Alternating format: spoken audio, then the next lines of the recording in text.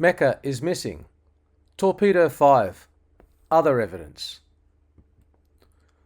Torpedo 5A. Agricultural evidence. Was Mecca a large city in a fertile area? The standard Islamic narrative claims that the holy city had the following: grass, clay, trees, and grapes. The Sin also claims that the holy city was large enough to provide armies of thousands of soldiers. But geography and agricultural evidence gives us the following. A. We can determine the history of whether plants grew in a given area in ancient times by studying soil and looking at spores and pollens. Such studies show that there is no record of any trees growing in pre-Islamic Mecca. B. Mecca has very little rainfall, about 11 centimeters a year, and is in a very arid location. The absence of any sustainable water makes it unsuitable for agriculture and therefore any long-term settlement. And C. This makes any civilization and production of profitable commodities highly unlikely. It also makes the possibility of large armies highly unlikely. This lack of water is the reason why Zubaydah, the wife of Caliph Harun al-Rashid, had to build an aqueduct at Mecca in AD 801. That's the 9th century. Why did she have to do this? Because by the 9th century, pilgrims were going to Mecca and they needed water. Putting it another way, why it is highly unlikely that Mecca was a large city in a fertile area in 7th century Arabia. If there's no water, there's no plants. If there are no plants, there is no food. If there is no food, there is no people. If there is no people, there are no cities, which means no civilization or trade, which means no history. Therefore, Torpedo 5A scores a direct hit. But today Mecca has water, so where does this come from? Well, the Saudi Water Authority answers this in a publication, quote, The Transformation Journey of Water Supply in Mecca, 15th of June 2024. It discusses the, quote, continuous effort to bolster the kingdom's freshwater resources, unquote. It mentions the following. A. The fact that pilgrims to Mecca always faced water shortages due to the, quote, dry desert climate, unquote. B. This changed in AD 801 with the, quote, historical intervention of the Ayn Zubaydah project, unquote. Here, Queen Zubaydah transported water from Wadi Numan to Mecca. C. The main factor in improving water supply was the introduction of desalination of water from the Red Sea. The first plant was built in 1929, then further ones were built in 1980 and 1988.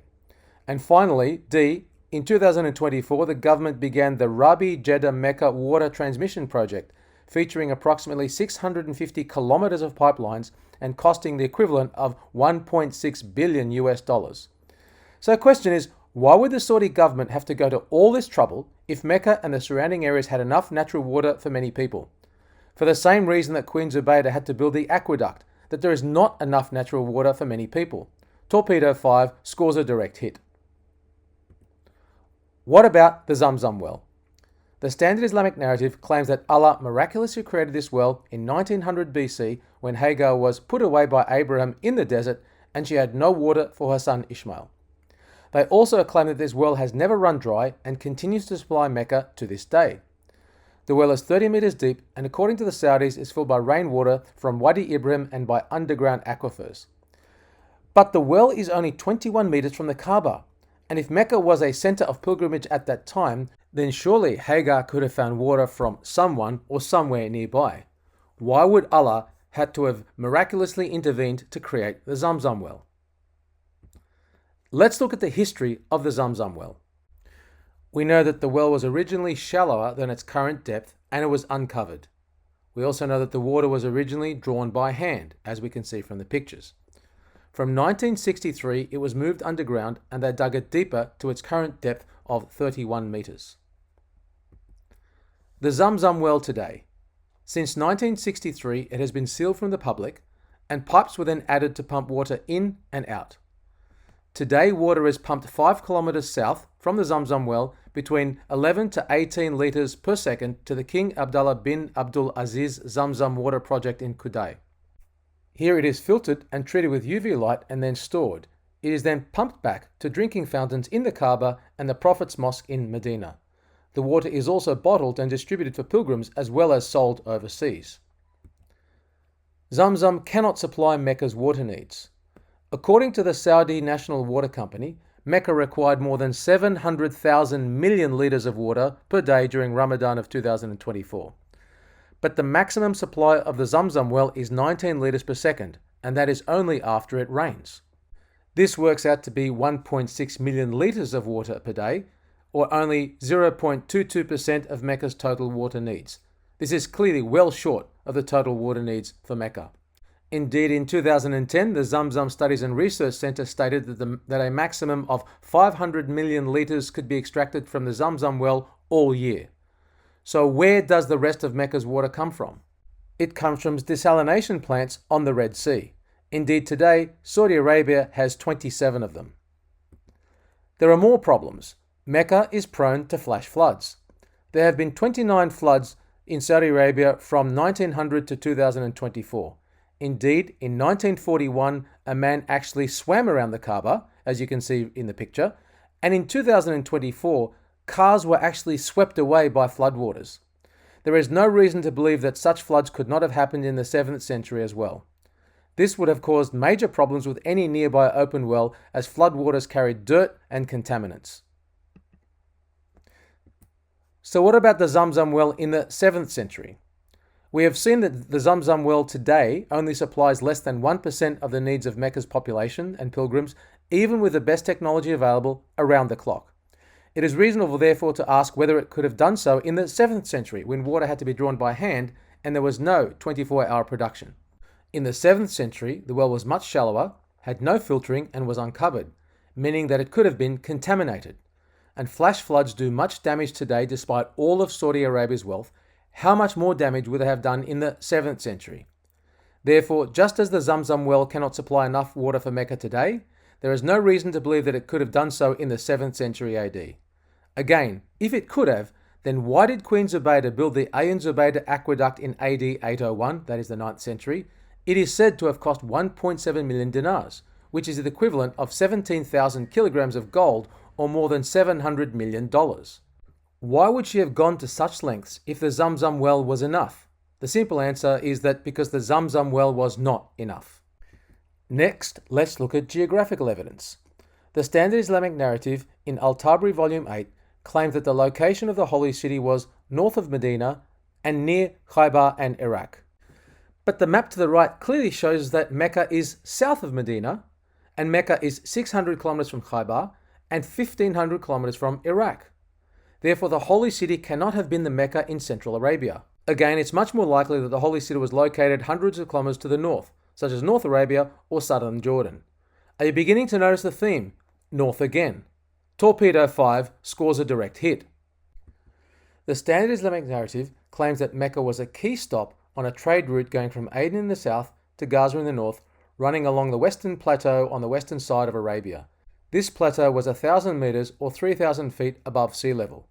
But topographical maps show that Mecca is 1,000 meters below the level of the other cities on the route. This raises an obvious question. Why would traders, presumably interested in profit, take camels 1,000 meters down from Taif to Mecca, then go 1,000 meters back up north to Yathrib? Why not just keep going along the plateau? This doesn't make economic sense. In addition, any 7th century trade was primarily a sea trade, not a land trade, because by the 4th century it was cheaper to send goods by ship than by land. So why not use the Red Sea to go from Aden to Gaza? Any spice trade in the 7th century was a maritime trade up the Red Sea. The 7th century sea trade needed regular stops for supplies and water, but they used ports on the African side of the Red Sea, not the Arabian side. All these ports were about 1 day sailing distance, and they were all settled before the 4th century. As we can see, Safaga from 282 BC, Berenice 275 BC, Suakin from 170 AD, Adulis from 79 AD, and Asab from 246 BC. The port today for Mecca is Jeddah, but there is no evidence of any settlement in Jeddah before the 8th century. If there was any land trade, it would have been in local goods such as leather and dates. This was not profitable enough to sustain a major center such as the Mecca of the Standard Islamic Narrative. The Kaaba, the Qibla, and the Hajj. The Sin, or Standard Islamic Narrative, says that the original Kaaba had 360 idols in it. To allow enough space in front of the idol for bowing and offerings, each idol was best placed along the inside walls. Even if each idol was only 60 centimeters wide, the combined wall space required would have been a minimum of 240 meters. But today's Kaaba has a wall space of only 44 meters. So the Holy City must be talking about another Kaaba. Also, the Sin claims that during the rebellion of Ibn Zubair in AD 680, the Kaaba was demolished by large stones hurled by catapults. But no evidence of such stones or such destruction has been found in Mecca. There are other problems. The word Kaaba simply means cube, including in Hebrew. So there were many such cubic shrines in the ancient Near East. Petra had a Kaaba, and the Holy of Holies in the Temple of Solomon was also a Kaaba. The scholar Karl-Heinz Ohlig says that, quote, after all, there were other Kaabas in the Middle East, which according to the customs of the time were circumambulated. In this respect, the Quran suggests no connection to Mecca at all. The Qibla and direction of prayer. All mosques have a niche in a particular wall called the Mihrab that indicates the direction of prayer. This direction is called the Qibla. The Sin says that Muhammad instructed the first Muslims to pray towards Syria. Then in chapter 2, verses 142 to 145, it says that the Qibla was changed during Muhammad's lifetime, but it gives us no indication where it was changed to. The Muslims have simply assumed that this referred to the Qibla being changed to Mecca. So let's have a look at the evidence. Analysis of the Qiblas from mosques from AD 622 to AD 822 shows the following. A. For the first 86 years, that is until AD 708, they faced northwest, to a location such as Jerusalem or possibly Petra. From 708 AD, they face in variable directions. For example, some to Jerusalem, some to a point between Jerusalem and Mecca, and some in a direction parallel to a line between Jerusalem and Mecca. From AD 727, some begin to face Mecca. And C, from AD 876, they all face Mecca. So again, this raises an obvious question.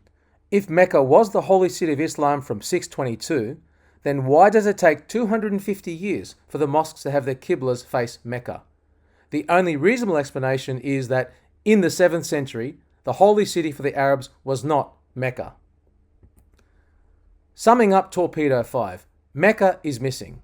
What does the geographical and historical evidence tell us? Number 1, geographical analysis does not support the description of Mecca in the standard Islamic narrative. Number 2, historical analysis does not support Mecca being a strategic trade center in the 7th century. It also does not support Mecca being a center of pilgrimage as per the standard Islamic narrative. Number 3, the holy city as described by the Sin was actually in North Arabia or Jordan, hundreds of kilometers north of Mecca. The scholar Patricia Kroner summed up the problem as follows. From the point of view of the rise of Islam, the problem may be restated as follows. We seem to have all the ingredients for Muhammad's career in northwest Arabia. Jewish communities are well attested in northwest Arabia. Even Abrahamic monotheism is documented there. Yet everything is supposed to have happened much further south, in a place described as a sanctuary town inhabited since time immemorial." Unquote. Torpedo 5 scores a direct hit.